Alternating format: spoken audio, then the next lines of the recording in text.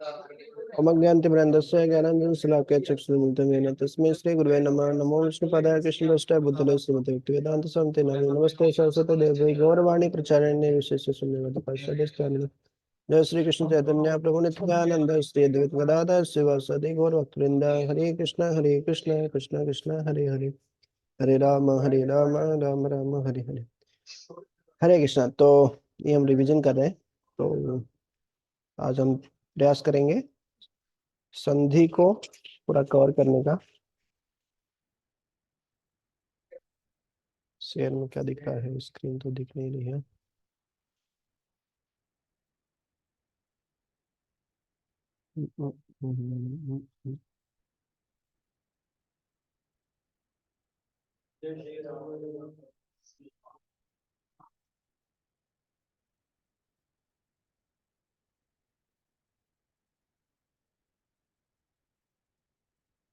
अबे ठीक है ना?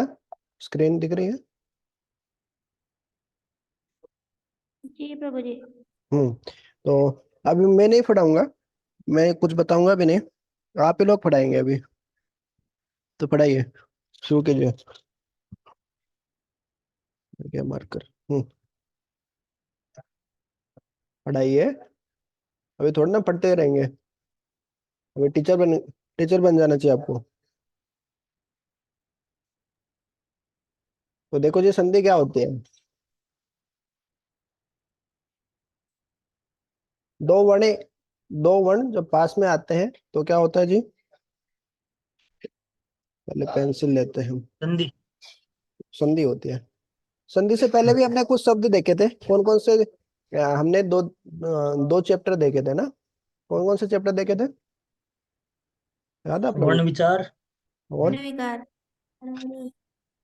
उसके बाद में? संज्ञा, परिभाषा। हाँ, संज्ञा और परिभाषा। तो उसमें कुछ शब्द देखे थे, आगम वगैरह इस तरीके से। हाँ। तो उसको एक बार आप खुद से रिवाइज रिवाइज कर लीजिएगा। हम संधि देख लेते हैं डिटेल में। तो देखिए,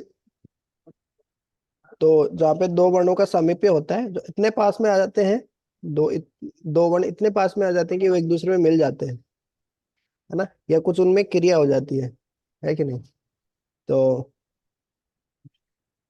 परस्पर व्यवधान रहित सामीप्य को, कोई व्यवधान नहीं होता, एकदम पास में आ जाते हैं, अर्थात संहिता।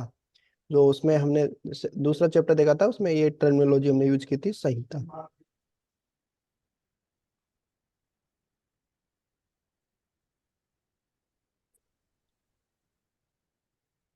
तो देखिए, सिंपल है। स्वर संधि, स्वर संधि के कितने भेद होते हैं बताइए? कौन कौन से देखे थे हमने? स्वर संधि होती क्या है? दीर्घ विक्री थी, एक यण की थी, अयाधी। हाँ, गुण वृद्धि, गुण वृद्धि, दीर्घ, अयादि, यण। यण। उनके तो 5 प्रकार होते हैं। पूर्व और उसके बाद में पूर्व रूप और पर रूप संधि, वो भी हमने देखी थी। तो देखिए, स्वर संधि में क्या होगा? यहाँ पे क्या होगा? वोवल और कॉन्सोनेंट, कॉन्सोनेंट में लिख रहा हूँ इधर, वोवल या कॉन्सोनेंट, कॉन्सोनेंट्स मतलब स्वर या व्यंजन। तो बताइए, स्वर संधि में ये क्या होगा? दोनों स्वर होंगे। यहाँ पे भी होगा, यहाँ पे भी होगा। व्यंजन संधि में क्या होगा बताइए? एक व्यंजन होगा। यहाँ पे क्या होगा बताइए?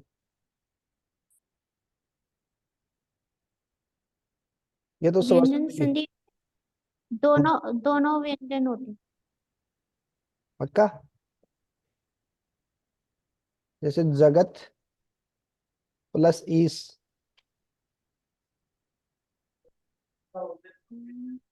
तो दोनों व्यंजन है क्या? नहीं है। तो कौन सी संधि हुई है? स्वर संधि। वो नहीं, तटस्थ संधि है वो तो। हाँ, जसत्व संधि है तो वो व्यंजन संधि का ही प्रकार है। दोनों व्यंजन तो नहीं हुए। व्यंजन संधि में क्या होता है? इधर एक व्यंजन। व्यंजन इधर वाला व्यंजन होगा पक्का। हाँ, बाद वाला स्वर या व्यंजन। स्वर या व्यंजन होगा। विसर्ग संधि में इधर पर पहला वाला व्यंजन होगा, जरूरी नहीं, विसर्ग होगा। विसर्ग होगा। नाम से पता चल रहा है। विसर्ग मतलब जो ये विसर्ग होता है, दो बिंदु, दो डॉट, ये होंगे। और उसके बाद में क्या होगा, वोवल या कॉन्सोनेंट्स, कुछ भी हो सकता है, स्वरीय व्यंजन कोई भी हो सकता है। तो ये हमको मोटा मोटा पता होना चाहिए पहले तो, कि स्वर संधि मतलब आगे पीछे दोनों स्वर ही होंगे, है ना। क्योंकि स्वर के बाद में कभी व्यंजन आते देखा है ऐसा, जैसे पूरा आ गया उसके बाद में आधा, क्योंकि आधा शब्द से स्टार्ट होने वाले ही शब्द ही बहुत ही कम मिलते हैं, है कि नहीं। व्यंजन संधि में क्या होता है, पहले वाला व्यंजन होता है, उसके बाद स्वरीय व्यंजन आता है। विसर्ग संधि में पहले विसर्ग, उसके बाद में स्वरीय व्यंजन। फिर देखिए बहुत ही सिंपल है, दीर्घ संधि। दीर्घ मतलब दीर्घ हो जाएगा किसका, ह्रस्व स्वर का। तो ह्रस्व स्वर में क्या क्या आते हैं, अ आता है, ई आता है, उ आता है और री आता है। अब आप पूछेंगे ए नहीं आता क्या, तो बताइए आता है कि नहीं आता। नहीं, क्यों, देखिए ये दीर्घ है ना, ये तो ह्रस्व ही है, ये तो छोटा ही है ना, ये नहीं, ये बड़ा। अ और ई। यस, ये दो से मिलकर बना है, मतलब ये पहले से ही दीर्घ ही है ये, ए प्लस ई या ई। बड़ी ई से मिलके बना रहता है। ऐसे ही सेम ओ के साथ है ना, अ वो भी। प्लस उ। हाँ, ए अ धन प्लस उ। ए धन उ। तो यहाँ से हमको समझ में आ गया कि ह्रस्व दीर्घ संधि में क्या होगा, ये जो चार है ना छोटे वाले ह्रस्व स्वर, ए ई उ तथा री, है ना, ये ये आपस में मिलेंगे। और मिलेंगे मिलेंगे भी कैसे, ए आ के साथ में आ आएगा, ई के साथ में ई आएगी, है ना। मतलब कहने का मतलब क्या है, ए के साथ में आ हो सकता है, ए के साथ में ए हो सकता है, आ के साथ में आ हो सकता है, या आ के साथ में ए हो सकता है। चार कॉम्बिनेशन हो सकते हैं। क्रमचय संचय पढ़ा होगा, परमुटेशन कॉम्बिनेशन, 12th क्लास में जो साइंस लिए थे, मैथमेटिक्स। लग रहा है कोई नहीं है, तो उसमें कैसे करते हैं, 2C1 इंटू 2C1, टोटल कितने कॉम्बिनेशन बनेंगे। मेरी आवाज गूंज रही है इसमें। हम्म, तो देखिए जो कॉम्बिनेशन परमुटेशन याद हो तो चार बने। चार हो जाएगा, ठीक है नहीं। मैं संस्कृत पढ़ा रहा हूँ, लेकिन संस्कृत पढ़ा नहीं हूँ, मैं 10th क्लास तक ही पढ़ा। साइंस का स्टूडेंट हूँ, मैथ का ही। उसके बाद में ई या ई, तो ऐसे इसके भी इतने ही हो जाएंगे, है ना। ई के बाद में ई आ सकता है, ई के बाद में ई आ सकता है, ये। तो इस तरीके से दीर्घ स्वर संधि बहुत ही सिंपल संधि है ना। ए के बाद में आ गया तो आ हो गया, पुस्तक प्लस आले, देव प्लस आशीष। कुछ उदाहरण याद रखेंगे, संधि ऑटोमेटिकली याद हो जाएगी आपको। दैत्य आरित, है ना, दैत्यों का जो दुश्मन है। चापी चापी विद्यार्थी, गिरिंद्र कपीस महेश नदीश। इस तरीके से गुण संधि में क्या था, ये पता होना चाहिए आपको। ए आ के बाद में ई या ई आएगा तो उसका ए हो जाएगा। तो पहचान क्या है, जहां पे भी आपको ए की मात्रा दिखे, है ना, जहाँ पे भी आपको दीर्घ मात्रा दिखे, देखे, सीधा आपको पहचान करना। पितृ प्लस ऋणम तो हो गया बड़ी री की मात्रा त्रिरम। होगी, पितृणम। बड़ी ऊ की मात्रा दिख रही है, मतलब ऊ प्लस ऊ आया होगा। सु प्लस उक्ति हुआ होगा, सूक्ति हो गया। लक्ष्मी प्लस ईश्वर, नदी प्लस ईश। ऐसे सीधा ही आना चाहिए, शब्द को देखते ही समझ में आना चाहिए कि क्या हुआ होगा। मही मही प्लस ईश, कपि प्लस ईश, गिरी प्लस इंद्र, विद्या प्लस अर्थी, च प्लस अपी, दैत्य प्लस हरि। उसी तरीके से इसमें भी देखते ही समझ में आना चाहिए, उप प्लस इंद्र, क्योंकि हमने उपसर्ग पढ़ते अभी तो सब हम देख चुके हैं, तो उप उपसर्ग होता है तो उप रहा होगा इसमें। इंद्र, ये भी जम रहा है शब्द, ये भी हुआ होगा। देव प्लस इंद्र, देवेंद्र हो गया होगा। गण प्लस ईश, गणेश। महा प्लस ईश ना, मह प्लस ईश, मह कुछ होता नहीं है, महा होता है, महा मतलब महान। तो महाधन ईश। नर प्लस ईश, तो मनुष्यों में जो सबसे श्रेष्ठ है उसको नरेश, राजा को भी बोलते हैं नरेश। सुर प्लस ईश, सुरेश, देवता में सबसे श्रेष्ठ है ना। लता धन ईव, ना, लतेव। गंगा प्लस इति, गंगेति। ये समझ में आना चाहिए इसको, है ना। इसका संधि विच्छेद करके इस प्रकार के शब्द हमको लाने हैं कि जिनका अर्थ भी हो, वो सार्थक शब्द होने चाहिए। गंग प्लस इति नहीं कर सकते, गंग कुछ होता है नहीं, गंगा होता है जी। लता प्लस ईव, लता के समान। ईव का अर्थ हम देख चुके हैं ना अभी तो, जो अव्यय देखे थे उसमें, ईव इति सबका अर्थ हम देख चुके हैं। ऐसे ही ए प्लस आ के बाद में ऊ आएगा तो ओ हो जाएगा। भाग्य प्लस उदय, है ना, ए ओ जहाँ पे दिखे मतलब गुण संधि हो सकती है वहां पे। भाग्य धन उदय, सूर्य प्लस उदय, सूर्योदय, नर्प उत्तम, हित उपदेश, महा उत्सव, गंगा उद्गम, यथा उचितम, गंगा उर्मी, महा उरुहु, नव उड़ा। क्या मतलब होता है इनका? इसके बाद में ये भी महत्वपूर्ण है, ए आ के बाद में री या री आता है ना, छोटा री या बड़ा री, तो क्या उसका क्या हो जाता है? अर। बहुत ही महत्वपूर्ण है, बहुत सारे श्लोकों में मिलेगा अपने को। गुण संधि में क्या है? ए ई, ए हो गया, ए उ ओ हो गया, और ए या आ के बाद में री या री आया तो उसका अर हो जाता है। उदाहरण याद रखिएगा ये, तो उससे हो जाएगा। देवदन ऋषि, देवर्षि, है ना, ये एक उदाहरण याद कर लीजिए। महादन ऋषि, महर्षि, है ना, ग्रीष्म प्लस ऋतु, ग्रीष्म ऋतु, वर्ष वर्ष ऋतु, इस तरीके से। अब देखिए वृद्धि संधि में क्या है, नाम से पता चला है वृद्धि हो जाएगी। हाँ, गुण संधि में ए आ के बाद में ई या उ आ रहे थे तो उनके स्थान पे ए और ओ हो जा रहा था। वृद्धि संधि में क्या है जी, ए आ के बाद में ए ही आएगा तो उसका ए ही हो जाएगा। देखिए, मम धन एव, ममेव, ममेव वांसो जीवलोके, एक धन एकम, एक एकम, तव धन एव, तव मतलब तुम्हारा। अभी तो हम सब देख चुके हैं, शब्द रूप धातु रूप, है ना, तो शब्द रूप ही है तव। मम, है ना, अस्मद शब्द, अस्मद शब्द का है ना, कौन सा, कौन सी व्यक्ति, कौन सा वचन? षष्ठी व्यक्ति एक वचन, ये भी षष्ठी व्यक्ति एक वचन है ना।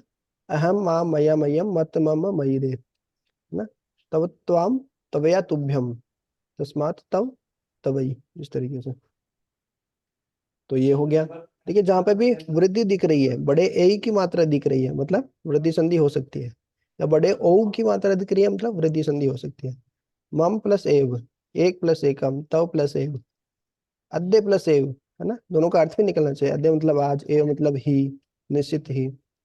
लतादन एव, तथादन एव, सदादन एव, देवदन ऐश्वर्यम, आत्म प्लस ऐक्यम, इस तरीके से। ओ, जहाँ पे ओ की मात्रा दिखे मतलब वृद्धि संधि हो सकती है। जल धन ओग, जलोग, मम औषधि, नव औषधि, विद्या औचित्यम, आत्म औत्सुक्यम, इस तरीके से। तीसरे चौथी है यण संधि, ये भी काफी महत्वपूर्ण है। क्या होता है जी इसमें? इसमें सिंपल है, ई उ ऊ री री, कल री, उनके बाद में कोई असमान स्वर आ जाता है तो क्या हो जाता है, ये हम पहले ही देख चुके हैं, ये आपस में बदलते रहते हैं। ई किस में बदल जाता है? ई किस में बदलता है? यम। और उ वह, व में बदलता है। री किस में बदलता है? र, र में। तो ये आपस में बदलते रहते हैं। हम धातु रूप भी जब हम देख रहे थे तो देखिए, है ना, वच, वच धातु था तो उसका उक्त हो गया था, वह किस में बदल गया था? इस तरीके से वह ऊ में बदल गया था। तो ये आपस में बदलते रहते हैं इस तरीके से, और री का लय हो जाते हैं। तो देवदन ऋषि वो थी गुण संधि, देवर्षि हो गया था, है ना। और इसमें क्या है, री के बाद में र आ रहा है, मतलब री के बाद में कोई असमान स्वर आएगा तो र हो जाएगा। उदाहरण देख लीजिए, है ना, यदि धन अपि तो हो गया यद्यपि, है ना, कितना सुनने को मिलता है यद्यपि शब्द हमको। कैसे बनाए? यदि धन अपि, फिर भी, है ना, मतलब इसकी पहचान क्या है? आधा वर्ण रहेगा और उसके बाद में या तो यह रहेगा या उसके बाद में वह रहेगा। वो आधा वर्ण उसके बाद में यह या वह। देखिए, आधा द है और उसके बाद में यह, यद्यपि, इत्यादि, आधा तय और यह, मतलब यह बना है मतलब ई रहा होगा पहले, इति धन आदि, है ना। अति धन आचार, मतलब ई का यह हो गया, अति प्लस आचार, अत्याचार। इति अवदत, नदी आवेगा, सखे ऐश्वर्य, सखी धन ऐश्वर्यम। देखिए इसमें लग रहा है कि वृद्धि संधि हो गया ना, लेकिन पहले आधा भी है इसमें और फिर यह भी है, तो ना सखी धन ऐश्वर्यम, तो यण संधि है, सखे ऐश्वर्यम। सुदन आगतम स्वागतम, याद रखिए हमेशा, यण संधि मतलब स्वागतम और यद्यपि। अनुदन अयः अन्वयः, अनुदन ऐष्णम अन्वेषणम, मधुवरी मधुदन अरी, मधु प्लस ये देख लीजिए, री के बाद में कोई असमान स्वर आए तो उसका र हो जाता है। पितृधन आदेश, पित्र आदेश, पिता का आदेश, री का र हो गया, पिता का आदेश ना। इसमें क्या है, संधि हो गई, री के बाद में है तो री का र हो गया, और र और ये हम वर्ण विचार में देख चुके हैं, त्र कैसे बनता है, आदत है प्लस र ना। पितृधन उपदेश, पितृ उपदेश, मातृधन आज्ञा, मात्राज्ञा, इस तरीके से। री प्लस आकृति लाकृति, सिंपल है। अयादि संधि में क्या बचता है, नाम से ही पता चल रहा है। अयादि में क्या रहता है, आय हाँ, आए, आई और आउ, आओ, ये बचते हैं इसमें। कब बचते हैं, एक के बाद में कोई ऐसा मान स्वर आए तो क्या होता है, उसका आई हो जाता है, और बड़े ए के बाद में जब ऐसा मान स्वर आए तो आई हो जाता है उसका, है ना। नई दन का नायिका, आई बच रहा है इसमें, इसमें आई बच रहा है ना? और ओ के बाद में आएगा तो भोदन भवनम, अब हो जाएगा। और ना पौ, औ की मात्रा के बाद में कोई असमान स्वर आएगा तो आव हो जाएगा, पाव का। तो सब देख के अपन पहचान सकते हैं, देखिए नयनम, आई बच रहा है, ने दन अनम, ने का अर्थ होता है, अनम का अर्थ होता है, से प्लस अनम से नम, आई बच रहा है मतलब बड़े ए की मात्रा होगी, नायिका ने धन अकह, भोदन अनम भवनम, है ना, भानोदन ए। ओ के बाद में असमान स्वर आ रहा है तो ओ का क्या हो जाएगा, औ, तो भानवा, और उसमें ए जुड़ जाएगा तो भानवे। पावक का देखिए, पावक मतलब क्या होता है, अग्नि अग्नि। तो देखिए अग्नि पावक शब्द कैसे आता है, पौ धन अका, नौ धन अका है, नाविका ना, भाविका। आई आई आओ आओ, इसमें ये पहचान है अयादी की। पूर्व रूप संधि हमने देखी थी, देखिए जब ए या ओ के बाद में ए आता है तो ए का क्या हो जाता है, अवग्रह हो जाता है, मतलब ये आई है, मतलब आई है, मतलब जो वर्ण है ए वही है, लेकिन इसका उच्चारण बहुत धीरे होता है। तो हरेयत्र, हरेयत्र, इस तरीके से अवग्रह का उच्चारण नहीं होता है, ऐसे बता रहे इसमें। तो ते के बाद में देखिए ये आया, तेपी हरेव, ये श्लोकों में बहुत मिलेगा ये देखने को आपको, अवग्रह, है ना। उनको लगता है पता नहीं कौन सी भाषा लिख दी है है ना, ज्यादातर लोगों को ये क्या आ गया भैया, गलती से लिख दिया गया। तो हरेव वृक्ष अपि जले अस्ति गोपालो हम विष्णु हम, ये होता है पूर्व रूप।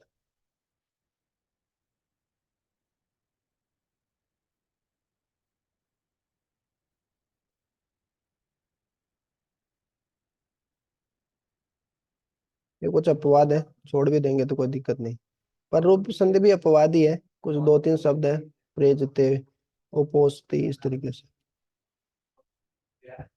फिर हमने उदाहरण किए थे, अभी हम देख लेते हैं व्यंजन संधि पे। स्वर संधि खत्म, व्यंजन संधि के क्या थे, सचुत्व संधि। सचुत्व में नाम से पता चल रहा है क्या था, देखिए स या त वर्ग के बाद में दो कॉम्बिनेशन हो सकते हैं आपके, आगे या पीछे। क्या हो सकता है, स या या च च च वर्ग है, या क्या हो सकता है, ये षटकोण वाला स है, या त वर्ग है। ट हम्म, तो ये आगे पीछे हो सकते हैं, इसमें कोई दिक्कत नहीं है। इसके बाद में ये आएंगे तो कौन संधि का क्या नाम होगा, सचुत। सचुत्व और उसके बाद में ये आएंगे तो क्या होगा, सटुत्व। सटुत्व तो उसमें होता क्या है, स या त वर्ग के स्थान पे क्या होता है, स या च वर्ग बन सयच जाता है, मतलब ये स का ये स बन जाएगा, त का च बन जाएगा, थ का छ बन जाएगा, द का ज बन जाएगा, इस तरीके से। ज देखिए मनस प्लस चलती, मनस चलती, च के पहले ये स आ रहा है, मतलब उस वाले स का ये स हुआ होगा। रामस दन से ते, मनस दन चंचलन, हरीश दन से ते, और तय का च वर्ग में देखिए कैसे बन रहा है, स या त वर्ग के बाद में च वर्ग आए, है ना, स या च वर्ग आए तो क्या होता है, ये तय वर्ग बदलता है हमेशा, सचुत्व में और सटुत्व में दोनों में देखिए, ये तो तय वर्ग है वही बदलता है। तो तय का क्या हो गया, च हो गया ना, सच्चित, सतचित आनंद, भगवान का स्वरूप कैसा है, सच्चिदानंद, सत चित धन आनंद, तो एक साथ होता तो सच्चिदानंद हो जाता है कि नहीं, सत प्लस चित प्लस आनंद। बताइए कौन कौन सी संधि होती है यहाँ पे, कौन सी संधि हो जाती है पहले, सचुत्व, सचुत में, और यहाँ पे जस जसत्व, जसत्व, है ना, उत्तधन उच्चारणम, सतधन जन है ना, पहले तय का द बन जाता है, जसत्व हो जाता है, उसके बाद में द है वो किसमें, जय में बदल जाता है सचुत्व के कारण, सज्जन, उज्जवल, देखिए उज्जवल शब्द लिखना नहीं आता है बड़े बड़े लोगों को, अब इस्कॉन की पुस्तक भी निकली है, पहली क्लास से लेके 8वीं क्लास तक की नैतिक शिक्षा की, है ना, लेकिन मैं तो गलती पकड़ने में रहता हूँ, उस पर भी उज्जवल शब्द सही नहीं लिखा है, उज्जवल शब्द ऐसे लिखा है, उत धन ज्वल, है ना, तो वो ये गलत है, ये सही है ना? दोनों जो जय है दोनों आधे आधे होते हैं इसमें, देखने में अटपटा लग सकता है लेकिन ये सही है।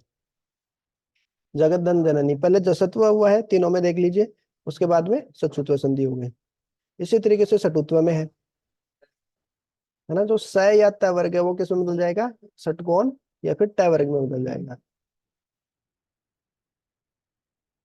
है ना, तत् धन टीका, तो टिक्का या टिक्का, उड्डयनम, उड्डयन, एरोप्लेन को बोलते हैं उड्डयन, उड़ने वाला, आकृष्ट है ना, इसमें देखिए तय बाद में भी आ सकता है, स या त वर्ग, है ना, पहले भी आ सकता है, तो इस तय का क्या हो गया, स या त वर्ग है वही बदलता है, तो तय का क्या हो गया, ट बन गया, आकृष्ट है, महत्वपूर्ण है आकृष्ट तो।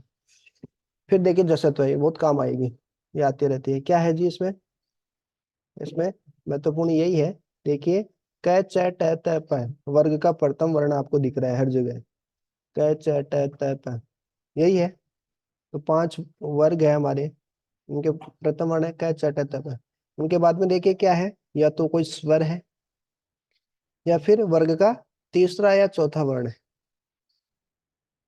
या फिर ये र, ये र ल, इस तरीके से हो सकता है, बस यही है ना, कचड़त्तप के बाद में यदि कोई स्वर आए या वर्ग का तीसरा या चौथा वर्ण आए तो क्या होता है, जो प्रथम वर्ण है वो तृतीय वर्ण में बदल जाता है, वाग धनीस वागीस, वाक प्लस ईस, जगदीश जगत धन ईस, सुप धन अंत, है ना, जिनका अंत सुप से हो रहा हो गए सुबंत, ये विभक्ति बनाने में काम आते हैं ना सुप धातु, जिनका अंत अच से हो रहा हो, अच मतलब स्वर से हो रहा हो, अजंत, आगे देखे थे ना ये शब्द अपन, दिगंबरा, है ना, जो दिख है जिनके अंबर, वो है दिगंबर, ना, दिक दनंबर, का चढ़ते के बाद में या तो स्वर आए या फिर वर्ग का तीसरा या चौथा वर्ण आए, तो क्या होता है, जो वर्ग का प्रथम वर्ण है ये, है ना, वो किस में बदल जाता है, तृतीय वर्ण में बदल जाता है, दिग्गज, है ना, बड़े बड़े दिग्गज लोग, जैसे बना दिक धन गज, दिग्गज, सत धन धर्म, सधर्म, है, सद्धर्म, ये शब्द बहुत ज्यादा आता है, अपधन जम, अबजम, है ना, चित, इसी तरह चित प्लस रूपम, चिद्रूपम, ठीक है, जब सत्व संधि यदि हमको आ गई तो उसका उल्टा कर दो क्या हो जाएगी, चत्व संधि, इसमें क्या हो रहा था, प्रथम वर्ण तृतीय वर्ण में बदल रहा था, और इसमें क्या होगा, है ना, तीसरा या चौथा वर्ण जो है वो किस में बदलेगा, प्रथम वर्ण में बदलेगा, है ना, इसमें क्या हो रहा था, कचडतप, मतलब वर्ग के प्रथम वर्ण के बाद में स्वर या तीसरा चौथा वर्ण, तीसरा चौथा वर्ण आए तो पहले वाला तीसरे में बदल जा रहा था, इसमें बिल्कुल उल्टा है, तीसरा या चौथे के बाद में जो पहला वर्ण आए, जैसे क है, प है, या फिर स आए, तो क्या होता है, ये किस में बदल जाएगा, प्रथम वर्ण में बदल जाएगा, प्रथम वर्ण, उसमें प्रथम वाला तीसरे में बदल जाता है, इसमें तीसरे या चौथे वाला प्रथम में बदल जाएगा, ना उसमें सामने तीसरा या चौथा या स्वर आ रहा था, या ये रहा लगा, और इसमें आगे प्रथम वर्ण आ रहा है, तो तीसरे से प्रथम में बदल जाएगा, अनुस्वार संधि सिंपल है, कोई व्यंजन हो तो ऊपर, ये ऊपर चला जाता है, नहीं तो नीचे ही रहता है। यहाँ पे स्वर हो तो ये मैं नीचे ही रहता है।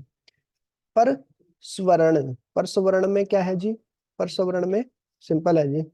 जैसे ये जब अनुस्वार होता है, जो ऊपर देखा अपन ने अनुस्वार, तो बिंदु को अनुस्वार बोलते हैं। तो ये क्या होता है, जो आगे वाला जो वर्ण है तो उसके ही लास्ट में, लास्ट वर्ण में बदल जाता है ना। गंगा, चंचल, ये सब अपन ने देखे थे ना उदाहरण भी। कुंठित, अंचित, इस तरीके से। चैकांति में बदल गया है इस तरीके से। लत्व संधि, ये भी महत्वपूर्ण है, लत्व संधि ना। सिंपल क्या है लत्व संधि में? मुख्यतः तो क्या तय है, तय ही है, देख लीजिए सब में। तय के बाद में जब ल आता है तो तय किस में बदल जाता है? ल में बदल जाता है। तो यही लत्व संधि होगी। तय के बाद में ल आएगा तो तय ल में बदल जाएगा। उल्लंघन, तलीन, उल्लिखित, उल्लेख। और जब न के बाद में ल आएगा तो ऊपर चंद्र बिंदु भी लग जाएगी इस तरीके से। ये होगी लत्व संधि जी। उसके बाद में छत्व संधि। छत्व संधि भी काफी महत्वपूर्ण है। छत्व संधि में क्या होता है? मुख्यतः यही है, तय के बाद में क्या आता है? स आता है। तय के बाद में स आने से क्या होता है ना। देखिए पहले क्या होगा यहाँ पे बताइए। स आता है वर्ग के बाद में, ये जो स आता है तो क्या होता है? ये स आता है वर्ग किस में बदलता है?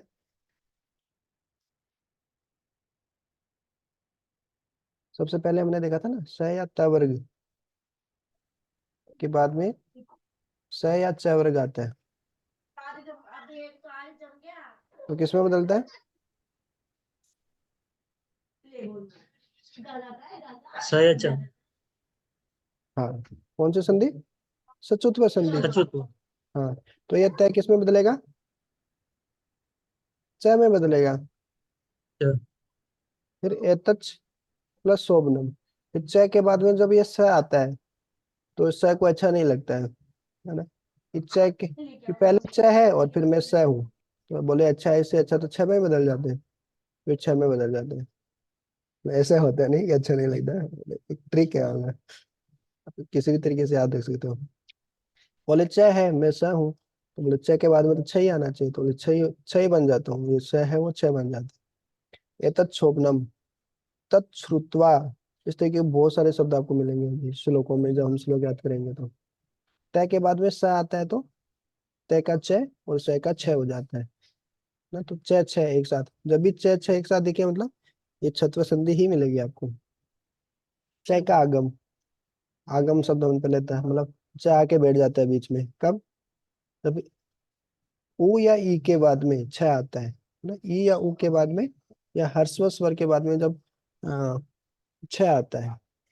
बेसिकली मुख्यतः ई और उ के बाद में जब छ आता है तो बीच में च आके बैठ जाता है। तरु छाया, अनुच्छेद, परिच्छेद, इस तरीके से। एक र का लोप होने का भी है जी। र के बाद में र आ जाए, देखिए र के बाद में र आ जाए तो पहले वाला बड़ा हो जाता है और र गायब हो जाता है ना। स्वराज्यम, निरोग, निररस, नीरस, निरोग, इस तरीके से है ना। और वाक्य में री, र या स के पश्चात न आए तो न का अणा हो जाता है ना। शब्द रूप भी याद करते तो देखिए रामेण ना, बालकेन, बालकेन के साथ न आ रहा है, बालकेन है। राम के साथ रामेण, इस तरीके से। तो ये भी सिंपल है। कृष्ण, विष्णु, ये स्वर्ण वर्ण, इस तरीके से तो न का अणा हो जाता है। देखिए नरा प्लस नाम, नरा नाम, रामाणाम। ये बालक में बालका नाम, इस तरीके से। ऋषिधन नाम, ऋषि नाम। बस खत्म, व्यंजन संधि भी खत्म। विसर्ग संधि में तो कुछ है ही नहीं। सचुत्व और सटुत्व हमको आता है, तो विसर्ग संधि भी हो ही गई है ना। विसर्ग संधि में भी क्या है? पहला है सत्व। सत्व संधि में क्या है? विसर्ग के बाद में जब वर्ग का प्रथम या द्वितीय वर्ण आए या फिर स आए तो क्या होता है? विसर्ग का स हो स। जाता है। तो विसर्ग के बाद स या स हो तो विसर्ग के स्थान पर स आएगा। और ट या ठ हो तो विसर्ग के स्थान पे ये वाला स आएगा। ये तो हम देखे थे सचुत्व सटुत्व की तरह ही है। ठीक है, नमदंते तो क्या हो गया? उसका स हो गया, नमस्ते, है ना। विसर्ग के बाद में प्रथम या द्वितीय वर्ण या स हो। प्रथम। तो उसका स हो जाएगा। बिना ट या ठ हो तो उसका स हो जाता है। देखिए नमस्ते और नमस्ते सही हुआ। आगे त है तो नमस्ते सीधा प्रथम वर्ण। हम्म प्रथम वर्ण है त। बालक धन तरती, बालकस तरती, इतस्ततः निश्चला, है ना। इसमें भी हुआ तो मान लीजिए वही है, मान लीजिए निस धनचल, है ना। प्रथम आया तो विसर्ग का ये स हो गया। उसके बाद में क्या हुआ, ये स या तवर के बाद में च वर्ग आया तो क्या होता है, ये स किस में बदल जाता है, इस वाले में बदल निश्चल। जाता है। तो ऐसा निश्चला हो गया। फिर शिरश्छेदा, धनुष टंकार है। मान लीजिए इसमें भी ऐसे सोच लीजिए, ये वाला स आया मान लीजिए, लेकिन स या तवर के बाद में ट आता तो क्या होता है, सटुत हो जाती है। तो ये धनुष टंकार में बदल गया। कुल मिला के ऐसे शब्द जब भी आपको दिखे यानी बीच में स हो तो क्या होगा कि विसर्ग का लोप हुआ होगा, और विसर्ग के स्थान पे ये स आके टपक गया। इत ततः नहीं चला सिरह छेदा धनुह टंकार है, इस तरीके से। तो ये हो गया सत्व। दूसरा इसमें ये वाला सत्व का नाम दिया है। उसमें क्या है जी, विसर्ग के पहले ई या ऊ हो, विसर्ग के पहले ई या ऊ हो। उदाहरण याद रख लीजिए, ये वाला सत्व है ना, षटकोण वाला जो सत्व है उसमें क्या होगा, विसर्ग के पहले ई या ऊ होगा, उसके बाद में कैख है या पैफा आएगा। कैख है या पैफा आएगा तो क्या होगा, विसर्ग का ये वाला स हो जाएगा। क्योंकि इसमें तो सटुत्व संधि लगेगी नहीं आपकी, है ना, क्योंकि कैख है और पैफ है तो उसमें आता नहीं। उसमें तो या सा आना चाहिए या टवर्ग आना चाहिए, वो तो है नहीं इसके आगे। तो इसमें अलग से बना दिया एक संधि। तो विसर्ग के स्थान पे ये वाला षटकोण वाला हो जाएगा कब, विसर्ग के पहले ई या ऊ हो। देखिए ऊपर वाले में क्या था, विसर्ग के पहले ए है, देखिए सभी में ये महत्वपूर्ण है ना, सब में विसर्ग के पहले ए है, इसलिए सत्व संधि लगा रहे थे अपन ये वाली। इसमें ई था। बाकी और क्योंकि बाद में तो ये तवर्ग चवर्ग यही था ना। और इसमें देखिए आ, विसर्ग के पहले ई या ऊ, उसके बाद में कैक है या पैफा हो तो ये ऐसा हो जाता है। फिर ऐसा ये सेम है, नमस्कार, नमस्कार पुरस्कार, इस तरीके से। विसर्ग के पहले ई या ऊ हो तो बाद में कैक है या पैपा होने पे क्या होता है, विसर्ग के स्थान पे हाँ हो जाता है। उदाहरण याद रख लीजिए, मुझे इसे आप कंफर्म कर सकते हैं। दुष्कर्म, निष्फल, निष्कपट, पुरस्कार, नमस्कार। फिर विसर्ग का क्या है, रुत्व, उत्व तथा पूर्व रूप, गुण तथा पूर्व रूप। ये भी सिंपल है, कुछ नहीं है। देखिए विसर्ग के पहले ए हो और विसर्ग के बाद में ए हो तो क्या होगा, विसर्ग का ऊ हो जाता है, और फिर ए प्लस वो मिलके क्या हो जाता है, ए प्लस वो मिलके क्या होता है, ओ। कौन सी संधि, गुण संधि। गुण। और फिर ए या ओ के बाद में ए आए तो कौन सी संधि हो जाती है, पूर्व रूप संधि, है ना। ए है वो अवग्रह में बदल जाता है। देखिए उदाहरण देख लीजिए, बाला धन अयम तो क्या हो गया, बालो। फिर उसके बाद में ए आया तो उसका अवग्रह हो गया बालो अयम। सेम, विसर्ग के पहले ए है, विसर्ग के बाद में ए है ना, तो क्या विसर्ग का क्या हो जाएगा, ऊ, फिर ए प्लस ऊ मिलके ओ हो जाएगा, सो अवदत्त, है ना। इसका निरिपो अवदत्त, है ना। यहाँ पे ओ हो जाएगा ऐसे, विसर्ग के पहले है बाद में है, मतलब यहाँ पे ओ हो जाएगा और इसका अवग्रह हो जाएगा। तो प्रथमो अध्याय, हम बोलते हैं ना भगवद गीता में अथ प्रथमो अध्याय, इस तरीके से। दूसरा भी ऐसा ही है, विसर्ग के पहले ए हो, उसके बाद में यर, वर्गों के तृतीय चतुर्थ पंचम वर्ण हो अथवा यर लव हो तो क्या होता है, सेमी उत्व संधि। इसमें पूर्व रूप नहीं होगा, खाली यर लव होगा, या तृतीय चतुर्थ या पंचम वर्ण होगा तो सीधा ओ हो जाएगा, तपोवनम मनोरथ, मन है धन रहता है। क्यों, वो पहले भी ए है और बाद में भी, केवल एक ही मात्रा है इसमें रह के बाद में, है ना। यर लव हो या फिर तृतीय चतुर्थ या पंचम वर्ण हो तो मनोरथ है, इस तरीके से। ऋत्व संधि में क्या है जी, विसर्ग के पहले ए आ को छोड़ के कोई दूसरा हो और उसके बाद में कोई स्वर या घोष वर्ण हो, है ना। घोष वर्ण मतलब जैसे घोष वर्ण जय है, उस तरीके से प्रथम उसमें देखा था ना, प्रथम वर्ण में घोष नाद होता है। देखिए तो विसर्ग का क्या हो जाता है, र हो जाता है। बस इतना ही सिंपल है। देखिए विसर्ग संधि में ज्यादा घबराने की जरूरत नहीं है। विसर्ग संधि में देखिए क्या हो रहा है, मुख्यतः चार ही संधि है विसर्ग संधि में। चारों कॉम्बिनेशन क्या है ना। विसर्ग विसर्ग के पहले ए हो, विसर्ग के बाद में अ हो, तो उत्व हो गई। फिर उत्व के बाद में पूर्व रूपी हो गया। विसर्ग के बाद में ये अरलव हो, या फिर तीसरा चौथा पांचवा वर्ण हो, मतलब पहले भी ए है बाद में ए टाइप का ही है। देखिए तो क्या हो जाता है, खाली उत्व है, मनोरथ है, बालोगस्ती। ठीक है। और रुत्व में क्या है, विसर्ग के पहले ए आ नहीं होना चाहिए रुत्व में। रुत्व में विसर्ग के पहले ए या आ को छोड़ के दूसरे वर्ण होने चाहिए।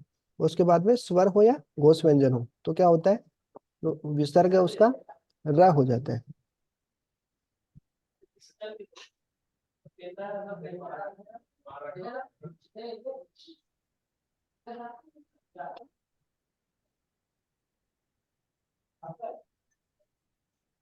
ठीक है। जैसे गुरुर जयति, है ना, हरीर आगच्छति, मुनीर अयम, तो रुत्व हो गया, उत्व हो गया। उत्व के साथ ही जो हमारा था रुत्व, उत्व, उत्व, रुत्व देख लिया हमने, उत्व देख लिया, पूर्व रूप देख लिया, है ना। उसके बाद में सत्व और सत्व है, बस ये चार ही तो संधि थी।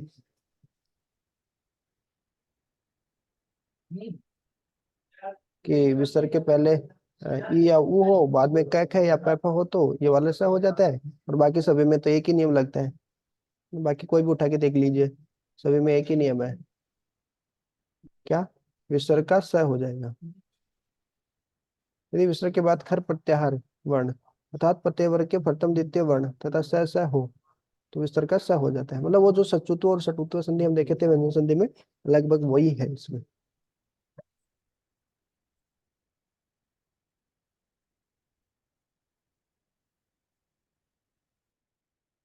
ठीक है, व्यंजन संधि रिवाइज।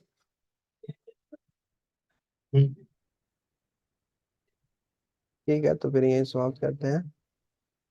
नवदीप शिला प्रसाद की जय, हनन कोटि वैष्णव वृंद की जय, निताई गौर प्रेमानंदे, हरि हरि बोल।